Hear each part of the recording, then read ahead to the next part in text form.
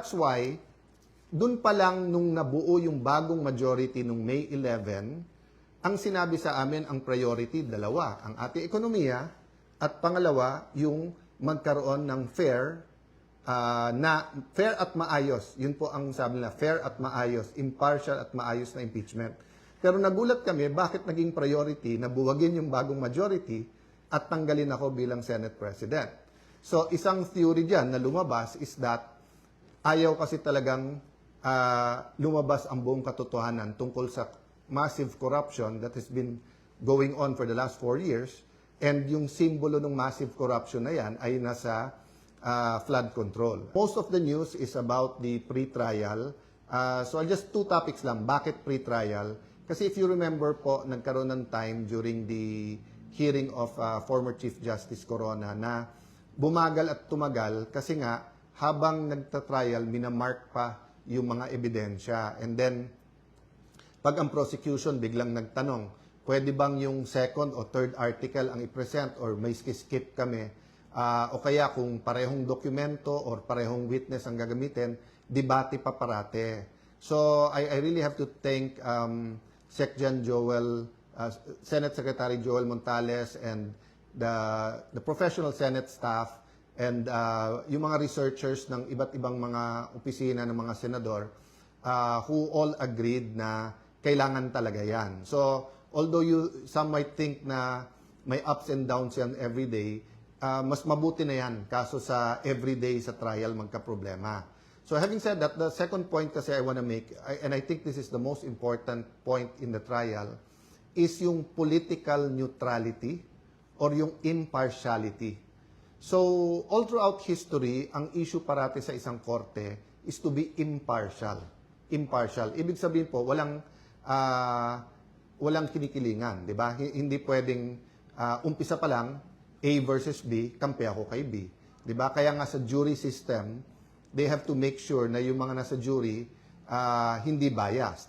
So supposedly sa system natin na may judge, sila dapat ay trained na kahit na may personal opinion or may feelings about it, they apply the law.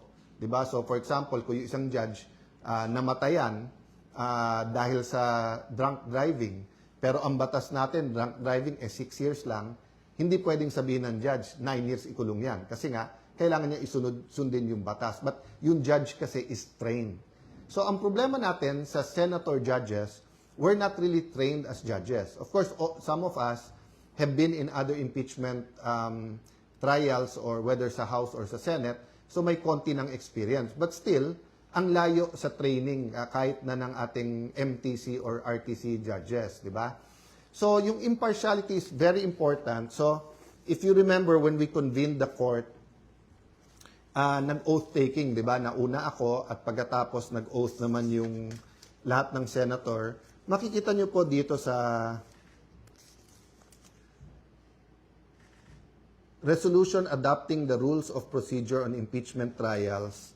Sa Rule 3, before the consideration of the articles of impeachment, the presiding officer shall administer the prescribed oath or affirmation to the members of the Senate then present and to the other members of the Senate as they may appear, whose duty shall be to take the same.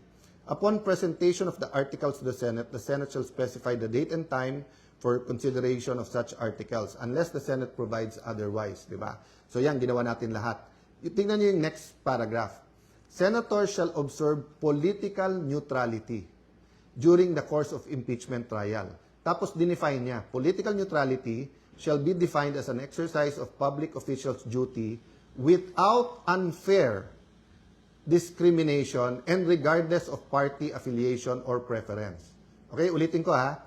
Without unfair discrimination and regardless of party affiliation or preference.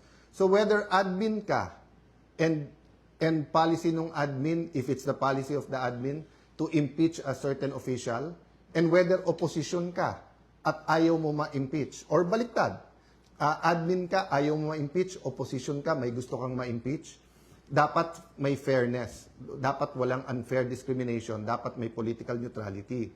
That's why, dun pa lang nung nabuo yung bagong majority nung May 11, ang sinabi sa amin ang priority, dalawa, ang ating ekonomiya at pangalawa, yung magkaroon ng fair at maayos. Yun po ang sabi nila, fair at maayos, impartial at maayos na impeachment.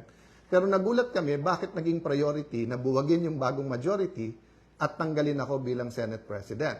So, isang theory dyan na lumabas is that ayaw kasi talagang lumabas ang buong katotohanan tungkol sa massive corruption that has been going on for the last 4 years, and yung simbolo ng massive corruption na yan ay nasa flood control. Nililiwanag ko po yun kasi sabi nung iba, flood control lang. Hindi po.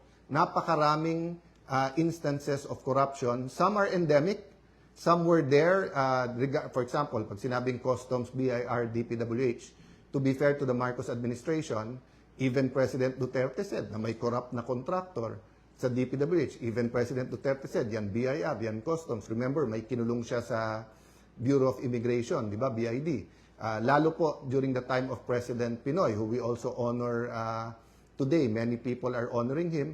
I had the privilege of also serving with him 3 terms sa Congress and then sa Senado. We were not always in agreement, but I recognize the good that he's done, as I recognize the good done by President Duterte. And during the Pinoy years, anti-corruption was also very important. So having said that, nung lumabas yung Napoles, sabi, grabe naman to. May ghost, may yung pera parang dumadaan lang sa foundations tapos sa bulsa na ng politiko at ng contractor pumupunta. Ang problema mga kababayan, nagmukhang barye. Yung Napoles, pagdating dito sa ghost project sa flood control, isipin nyo 350 billion a year. Yun ay sa flood control pa lang.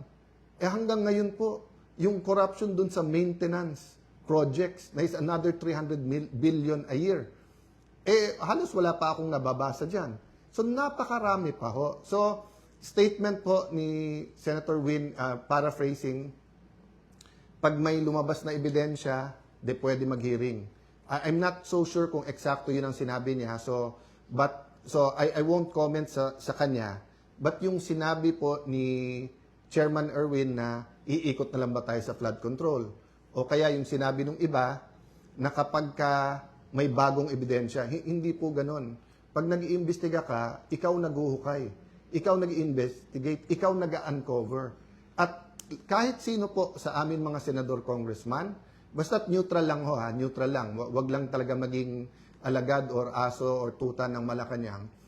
Pwede po talaga nating bilangin Yung 18 former Marines, sinabi nila may mga kasamaan sila, active at hindi active.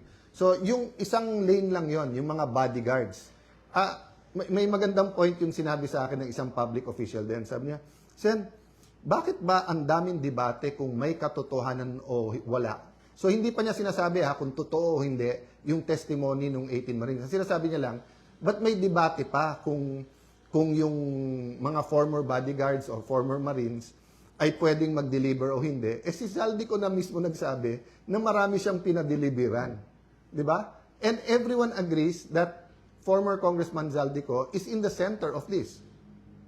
So, hindi ko pa sinasabi na conclusive siya ang mastermind or kumbaga sa gera siya ang isa sa pinakamalaking general. But we all agree, whether we believe what he said or hindi, that he's in the center of that. At siya na nagsasabi nga na yung mga nilikom niya ay hindi para sa sarili niya at may mga diniliberan siya.